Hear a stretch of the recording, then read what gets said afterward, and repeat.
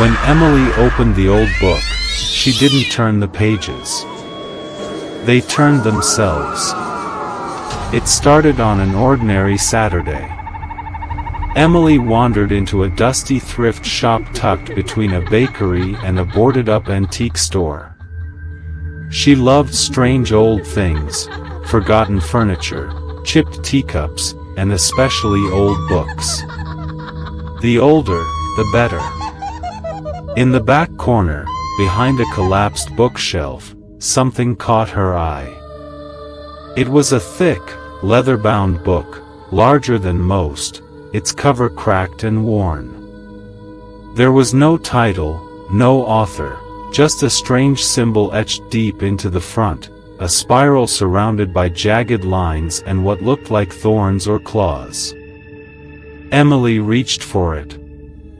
The moment her fingers brushed the cover, a shock shot through her hand. Cold. Sharp.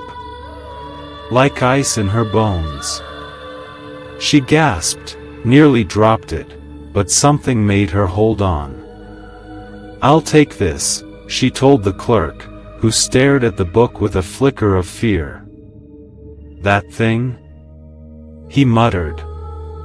"Suit yourself." That night, at home, Emily wiped the dust off and opened it. No words. No chapters. Just symbols. Pages filled with drawings that made her skin crawl, creatures with too many eyes, circles within circles, runes that seemed to twist when she blinked. Some pages were torn, others were stuck together. On one page, she swore the ink was still wet. By page 20, her room began to feel colder. The light above her buzzed and dimmed. She laughed it off. Great. Creepy. But probably just old junk. She left the book on her desk and went to bed. At 2:03 a.m., she woke up gasping. The room was freezing. The light above her was flickering. The book was open, though she had left it shut. And now, it was glowing. A faint red light shimmered along its pages, pulsing like a heartbeat. Emily got out of bed, drawn toward it. As she approached, the pages began to turn on their own. Fast. Faster. Then, stopped.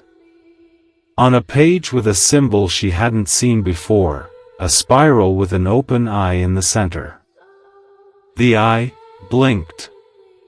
And the page spoke. Emily.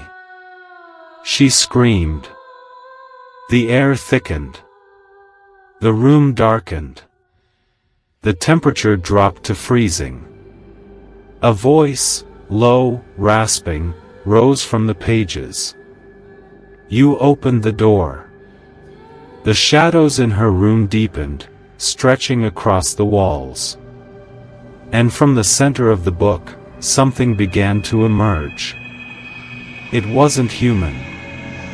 7 feet tall. Skin like cracked stone.